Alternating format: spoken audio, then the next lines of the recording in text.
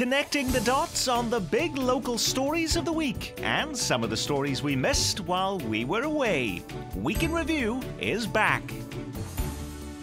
Welcome, I'm Nick Haynes. We've missed you. It really is good to see you again. Yes, we've been AWOL for 2 weeks with the KCPT membership drive, but we're going to do our best to make it up to you by providing you 3 weeks in review so you've missed nothing, with 3 times the insights they normally bring to the table. From the Kansas City Star, nationally syndicated columnist Mary Sanchez is with us. So is Star political reporter Dave Helling. From the Call, senior writer Eric Wesson joins us.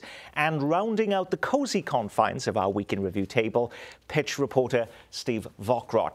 Yes, there are still protests happening over Ferguson, Missouri, including peaceful protests in Kansas City this week. But finally, after all the talk about how best to respond to events in the Missouri town, our state lawmakers have finally come up with some concrete measures to limit such tragic outcomes. Kansas City Democrat Brandon Ellington has introduced a bill requiring all law enforcement officers to wear body cameras. Other bills call for the appointment of a special prosecutor in all officer-involved shootings. And there's a bill restricting the amount of money cities in Missouri can raise from police tickets. More on that in a moment. But first, what about the body cameras? Some cities in our area already use them, including the Johnson County Sheriff's Office, Leawood, and Olathe, but not Kansas City, Missouri. Why are they reluctant to do that, Eric Wesson? Probably because there's not a policy enacted for it. In Kansas City, they have the cameras in the car, but there's a lot of issues that go along with those cameras. Privacy issues when they come into your home, they're videotaping, and you have a reasonable expectation for privacy in your home. So there's some issues that go along with it. I think Grandview has the cameras as well. So I think policy is going to be the big issue, and a lot of them are being challenged in court.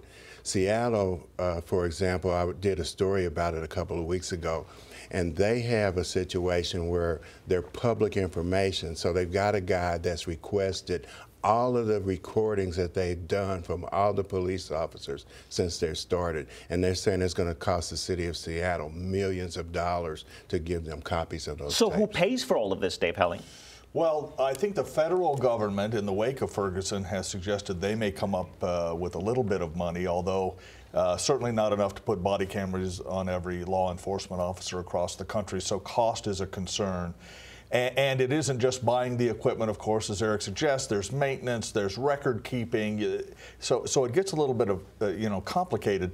The other thing to keep in mind is not everyone on the force is real enthusiastic about the idea of wearing body cameras. That was true, by the way, when police vehicle cameras were first introduced in Kansas City. The police department resisted that for a time. Since then, though, I think they've come to understand that it can be an aid to law enforcement as well as potentially a hindrance to some officers. So my guess is body cameras will come to Kansas City at some point, at least in some limited way, and then they'll have to see how you can pay for it and all the other things. There's been a lot of enthusiasm among the public for body cameras, but yet we've since had this case in New York City, Mary Sanchez, of Eric Garner, where there was a video camera, where there was videotape of that incident, and it didn't have the outcome that many people in the public would have liked.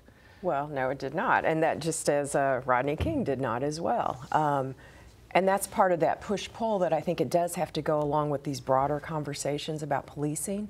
A lot of people really do not understand the lethal force that law enforcement has. They don't understand that someone who even is, and I'm not saying the Eric Garner case was a good thing, it was not at all. I think the officer should be indicted. However, I think the general public does need to understand that even someone who's unarmed at times can be a lethal threat to an officer. There's all these broader conversations that need to occur, and some of that is starting to happen because of the conversations about body cameras. What does it show, and what does that tell the public that they need to know, or that the department needs to know about which officers are causing them problems? Well, this is not the only bill, though, Steve Vockrodt. There's another bill being proposed by Missouri lawmakers that includes a measure that calls for the appointment of a special prosecutor in all officer-involved shootings. Why couldn't that happen? Well, I think there's some question about, use of resources, and can you have a special prosecutor jump in all these cases? But clearly that's motivated by at least a perception in some sectors of the public that says that the special or the regular prosecutor in St. Louis County was not vigorous enough in his presentation of the analysis in the Ferguson case. Dave. I think one of the most important discussions this state, and for that matter Kansas and the country, will have after Ferguson and the incident in New York is how crimes are prosecuted in this country and how grand juries work and prosecutorial discretion. What does that mean? You know, after the Maryville case that we wrote about in the Star, there was a special prosecutor appointed, but only upon the request of the prosecutor who was in office. That mechanism seems faulty in some ways, that prosecutors have such authority, not only with the grand jury, but on their own behalf, that there needs to be a real good conversation about ways to make sure that they're accountable too. And I think that's one of the things we're learning from Ferguson, that we're learning from New York, and that lawmakers will address in the coming months. Representative Ellington is also introducing a measure in which they're going to change the grand jury proceedings. When you look at the transcripts, and I think one of the things that was a question there was also prosecutors generally work with law enforcement, so you've got a situation where you've got people that have a personal relationship with each other turn around to try to prosecute them. But I think he wants to do away with the grand jury proceedings the way they are, because he's saying that they're pretty confidential, they're quiet. The release of the information in this case, it sounded like McCullough was a defense attorney. And I think a lot of people had that. There were some defense questions that should have been, or some aggressive questions that should have been asked that weren't asked. And I think that he's feeling that if you change that process and procedure, it would be more open and it would be more balanced. Well, another bill deals with the revelations that Ferguson and some other small cities in Missouri rely too heavily on revenue from police tickets. Excessive enforcement, they argue, poisons relations between police and the community. So Republican Senator Eric Schmidt proposed limiting fine and fee revenue to 10% of a city's budget.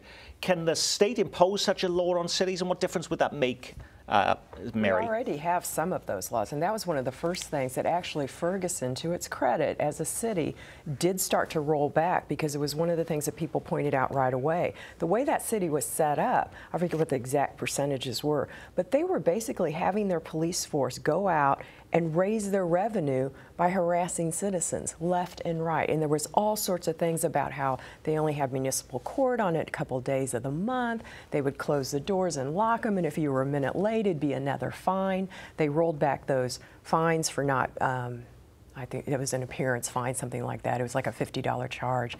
And then they're starting to look at it even broader, because that's a real problem. That sets up this animosity between a community and the police department, and it's just not good for anyone. And it's some of the baseline conflict that led to the backlash in Ferguson.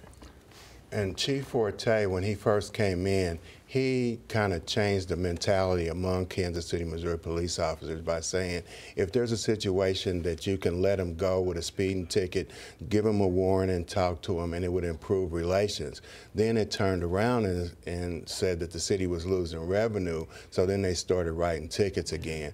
But with the body cameras as a part of that, will they be mandated then to write every ticket? Because I will say that I've been in situations, I've gotten pulled over for speeding, I'm like, I can't afford a ticket, yada, yada, and they'll say, okay, well, slow it down, or you could ask them for a seatbelt ticket. Now you're going to be on camera, so you're going to have to Sticking to this overzealousness on the police tickets, how big a problem is that? Steve Vockroch, might this be why you're reporting this week on Green Valley on the lawsuit filed there by the ACLU involving a motorist who was ticketed by police because he flashed his headlights to warn other drivers of the presence of cops? Well, that was more of a kind of a First Amendment issue and a public safety issue. So this gentleman sees he sees a speed trap, so he does what probably most of us do. They flash lights for the other motorists, and so he got a ticket for doing that. And so that's kind of a question of so it's not about trying to get as much money as possible. There's no evidence that Green Valley is doing that to goose revenue, although there is certainly a motivation. Why, from a public policy standpoint, do you punish somebody for doing what the police would do after they collect revenue. So in other words, he's signaling to people to slow down, and maybe his motivation is you don't want to get a ticket. Well, why would the police be upset about that other than the fact that maybe they can get a $100 fine? Before we move on from the Ferguson issue, I do see on the front page of the Kansas City Star, though it's not a bill, I do see at City Hall that they are looking now to rename the East Patrol, or name the East Patrol campus in Kansas City after former police officer and Kansas City political leader, an African-American, Leon Jordan, setting a precedent in Kansas City. Is that about trying to create harmonious relations between the African-American community and police? Yes, it is, and it's also about a landmark being named after somebody that, you know, is well respected in the community. And people are kind of upset about the insinuations that he was tied to organized crime, but to the black community, he was a hero. He started the political action group. He was a part of the police department. He went over to Liberia, started their police department. So he's pretty revered in the black community. Mary? Well, I've actually stayed out of this one because I kind of dislike naming places after people. At least Leon Jordan is dead. I mean, I'm really opposed to it when the person is still living. So did the mayor. Well, and I agree with the mayor on this one. I mean, Leon Jordan absolutely did a lot, accomplished many, many things in his lifetime, and he does deserve to have some things named after him. There's too tiny of a little park and a little statue. You know, it's life-size, but it's a statue to him in a little park that probably very few people have ever seen. I think there's a need to honor him. I hesitate to start naming police stations after people when the jurisdictional, this is the Northland, this is the Southland, that works. I think there's still some anger at the way the East Patrol project was handled, and that's really the subtext here, that we need to sort of tell the community, yeah, we understand you do have some discomfort with the way we did this. You know, there's outrage continuing this week in Kansas City over the death of a Muslim teen mowed down last week by an SUV outside a local Somali community center. The story made international news as the driver accused of intentionally running over a 15-year-old. That was Abdizamad Sheikh Hussein. He had an anti-Muslim message written on the back of his vehicle, including one that read, "Quran is a virus disease worse than Ebola." But the mother of the man accused of killing the boy says her son is mentally ill and didn't commit a hate crime. She points to the fact that 34-year-old Ahmed Aden is also Somali and Muslim. Court records show Aden was diagnosed with schizophrenia, was committed to a hospital for treatment, and has a history of stopping medication. Other than saying this is a tragedy, are lawmakers and city leaders calling for changes in laws, policies, as a result of this teenager's death on the streets of Kansas City, Mary? I haven't really heard of any. I think a lot of people just view it as, I mean, it was just so awful. And the interesting thing is that the Somali community has actually not pressed the issue of the hate crime that much. I mean, even though the guy had been driving around with these, you know, horrid things written on the back of his car, apparently, but they knew that this man was really severely troubled with mental health. So it's almost like the viewpoint of even why he did what he did is more in terms of mental health. To me, it's just the red flag of where was the care for this guy? Was there anything that, and it's that huge question of when someone is an adult and they stop taking their medication, when they have such a severe issue like schizophrenia, what do you do? And we do not have good answers. Reality has finally set in for Kansas Governor Sam Brownback. This week he acknowledges that the state has a financial problem, at least temporarily.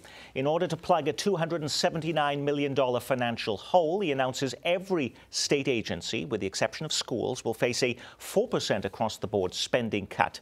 And nearly $100 million more will be diverted from highway programs. Other than highways, who are the big losers in this, Dave? Well, the other big piece of this, or one of the big pieces, Nick, is the governor is cutting the pension contribution in Kansas by almost $41 million. You'll recall during the campaign, the governor told all of Kansas that he had saved the pension program and, in fact, had put it back on firm footing. And in this proposal, he cuts the contribution from about 12.5% down to 9.5%. That's actually a 33% reduction. So the pension program takes a hit, highways takes a hit. There are other state agencies, social service agencies that are in trouble. He did not cut Medicaid and did not cut schools. But the thing to keep in mind is most of what is in this package are one-time solutions. I mean, you can't continually cut the pensions. You can't transfer more money than you have in the highway fund. That means the real struggle will be this year for the 2016 budget. Steve. Yeah, and to kind of piggyback off of what Dave was saying, Kansas has fundamentally changed the way it funds its government, but it is not yet fundamentally changing the way it operates government. And so this is going to be an ongoing issue until Kansas does that. Next year, they projected that the deficit could reach $650 million. And going on the whole pension discussion, lawmakers for about 4 years have been working on trying to reform the state's underfunded pension system. They've made some progress on that. The unfunded liability is more than $7 billion, but they were on a glide path to try and resolve it in 20 years. What Brownback is starting to do starts to unravel some of that process. Eric. And the interesting thing is, just a month ago, he was running commercials saying that the sun is shining in Kansas. A month later, you got a financial crisis. And he didn't cut Medicaid in school this time, but next year is going to be an even greater problem. So those cuts are going to have to come. I was looking back, though, in 2012, Governor Nixon proposed in Missouri a $500 million cut in state programs, and he did not get any near much the same outrage that Sam Brownback is getting, the same amount of bad PR and bad publicity that Sam Brownback seems to get. Why is that, do you think? Well, in part because the budget in Missouri is larger, in part because 2012 was a year in which virtually every state government was proposing cuts because it was right into the teeth of the recession after the stimulus money had gone away, so there was a need for a reduction. But also, Nick, keep in mind, the governor of Kansas has insisted repeatedly that his tax-cutting proposal will provide growth and therefore revenue, and therefore we won't have to do these things. And now the empirical evidence suggests that we do. That's one of the reasons for the outrage. Well, Kansas City should be justly proud of all these great new national rankings we're getting, showing how we're one of the best places for tech startups, for the friendliest people in America, and just a downright great place to live. But our bi-state area is also ranking high on a national survey of smokers. It may seem surprising, but Kansas and Missouri are both above the national average for smoking rates. Data collected by the Kansas Department of Health shows last year 1 in 5 Kansans smoked. That 20%, 2 points higher than the national average. Missouri topped that. About 11,000 Missourians died last year from their own smoking. The numbers are confounding, given all the major efforts underway locally to curb smoking. Remember the outrage earlier this year to block people living in all public housing in Kansas City from lighting up. I don't think it's realistic. I don't think it's going to work. This is the United States. We're supposed to be free. Be able to do what we want to do. Not just tell you don't smoke in your own house. That's ridiculous. That ban was supposed to go into effect July 1. We caught up with the chairman of the Kansas City Housing Authority, Donovan Mouton, this week to see how that ban is going. Has anybody had to leave public housing in Kansas City as a result of this policy? No, none. Not one person? Not one person. Not one person of the thousands of people living in public housing? Of the 1,900 plus units that we have, no one has been evicted as of this date or had to leave because of the implementation of this policy. July 1 also provided the residents the option to also ask for extension to January 1. And we did get some requests for that, but it also, what came with that is also to enroll in a program to help you stop smoking. Has there been any lawsuits filed against the Housing Authority as a result of this? None that I'm aware of at this point. Speaking of smoking bans, what about all those employers you hear about banning workers from smoking? Truman Medical Center made the headlines when they became the first hospital in the nation to block its employees from smoking on or off the job. Did it lead to a mass exodus of workers? There was certainly some concern going into it, but actually it was pretty much a non-event. Only a handful have been affected by the ban, according to Truman's Dr. Matt Grattan, including a new employee who returned from a lunch break smelling of smoke. When confronted by his supervisor, he admitted he'd had a cigarette and was subsequently fired. It really is bad for our patients to have people smoking, and even, some of our patients with asthma and other respiratory diseases, even just smelling smoke on somebody's clothes is enough to kind of set off, the respiratory irritation, and the bronchial tubes can kind of go into spasm and make their breathing worse. So what can Kansas and Missouri do to reduce its number of smokers? I wish I knew the answer to that. I could probably make a lot of money writing a book or something, or going on a speaking tour. This is a man who smokes Marlboro cigarettes. What kind of a man is he? Health experts point to the lack of money spent by Kansas and Missouri on smoking cessation programs. Only New Jersey spends less than Missouri, and the Show Me State is still #1 on the rankings for the lowest cigarette tax in the country at 17 cents a pack. Kansas sits pretty low too, 15th lowest in the nation at 79 cents a pack. Well, we just heard that Kansas has a big budget hole, so any chance Sam Brownback maybe want to raise a little bit of the taxes then on cigarettes to help plug the budget hole, Dave Helling? He might. The sin taxes are always popular, but tobacco taxes are not the solution to just about anything other than as a deterrent to smoking. It doesn't bring in that much revenue, and as the taxes go up, fewer people smoke, and so you get into sort of a cycle where there's just less and less revenue from tobacco. But what about in time. Missouri, though, when it really is the lowest in the nation at 17 cents? So there must be a lot more money to be made there. Yeah, well, again, there's sort of an inverse, but in Missouri, the argument is much more it's a deterrent to smoking. My daughter smokes, lives out in Pennsylvania. It's $100 for a carton of cigarettes. $100. Think about that for a minute. So she doesn't smoke very much. That's a lot of money. I think there's an argument that is made in Missouri that if the state were to raise the tobacco tax to that kind of level, fewer people would smoke, and that would be good for the state. But you don't see that happening? If they put it on the ballot, the voters of the state of Missouri like their tobacco and like the government to stay out of it. I don't see it happening anytime soon. The other panelists may disagree, but they've tried it with voters. It hasn't passed. Right, and he's right. And New York has a high tax, but to get by it, people sell what they call loosies, and I think Eric Garner was in a situation like that. And you probably would have people that lived in Kansas come over to Missouri to buy their cigarettes, like a lot of people that I know that live in Kansas come over here to buy their gas because the tax is cheaper. After months of debate and some pretty angry words, the American Royal announces while we were in our membership drive to shelve its plans to raise Kemper Arena and replace it with a smaller event center. A month ago, the city was facing 2 rival plans. Now it has none. So what happens now, Steve Ockrott? Well, it looks like things are going to be mostly at a standstill. There's still some talk about issuing an RFP, but a request for proposals on what people want to do to repurpose the arena. That was a move that did not sit well with the American Royal for reasons that aren't eminently clear. For now, the Royals said, we're taking our marbles and we're going home. We're just going to stick with what we've got for now. Are they just waiting, though, for the city to come back to them and plead with them, Dave Helling, to say, oh, please come back, we really want your proposal? No, they don't really want that proposal. Well, they have nothing, though. Well, but they do have a lease. The Royal has an existing lease for Kemper Arena that is extraordinarily favorable to the Royal and onerous to taxpayers. And if there is no change there, it's going to be a lot of money out of the city's budget over time.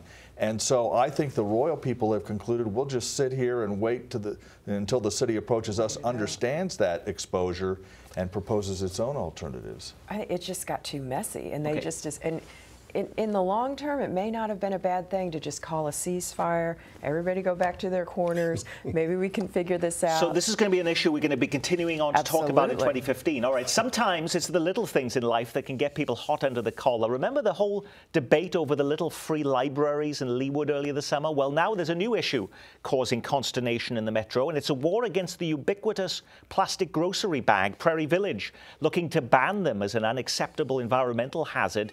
taking away that long-ass question, paper or plastic? A number of West Coast cities already have bans in place, but so have some other places. Here's a small snapshot. In Aspen, the city has a ban on single-use plastic bags and placed a 20-cent charge on paper bags. That was 2 years ago. This summer, Fort Collins adopted a 5-cent charge on single-use plastic bags. Portland, Maine also adopted a 5-cent charge on grocery store plastic bags this year. Are we ready for this here? Steve Vockrodt? Yeah, I would presume so. I mean, it strikes me as one of those things that's just going to take some time for consumers to get used to. And you already see, you know, if you go to Trader Joe's, right past the checkout aisle, they're trying to get people to buy those bags that they can bring on their next trip. And some grocery stores incentivize people. They give them a little bit of a break on their final bill if they use the reusable bags rather than the ones that the stores have to keep paying for, keep giving out. And as the Prairie Village leaders seem to recognize, sometimes get discarded in ways that get spread all across the city. Mary? I think this is one of these issues where the smaller cities around here can actually lead the way and kind of start this and show, you know, look, it happens, it works, people adapt to it, and it's a good thing for the environment, and then hopefully it'll spread further and further. Because, I mean, I know I end up with a lot of these paper bags at my house. I recycle them, but it's almost, you go home and you unload your groceries, and it's like, oh my gosh, why do I have all of this? I've got a whole drawer full of them, yeah. But they're handy. I hope they don't. I hope they keep them like that because I like them. I sometimes get paper and plastic, put the paper bag and then put the plastic on the outside to keep the bag from falling. But people don't like to have restrictions placed on them. Right. I mean, you know, you can see people starting to sell Lucy's, you know, Lucy plastic bags. You know, here you need this. So, and let me just say, Nick, quickly. Kansas City wrestled for years with bottle deposits and can deposits, and that went to a referendum. And so, you know, and recycling remains an issue in Kansas City, Missouri. Voters rejected several recycling plans. So environmental consciousness in Kansas City, Missouri is always controversial, and this would be as well, I think. And that is our Week in Review. Our thanks to our news reviewers from The Star, Mary Sanchez, and On Call at the Call, Eric Wesson, The Star's Dave Helling, and pitching in from the pitch, Steve Vockrodt. I'm Nick Haynes from all of us here at KCPT. Thanks for spending part of your weekend with us.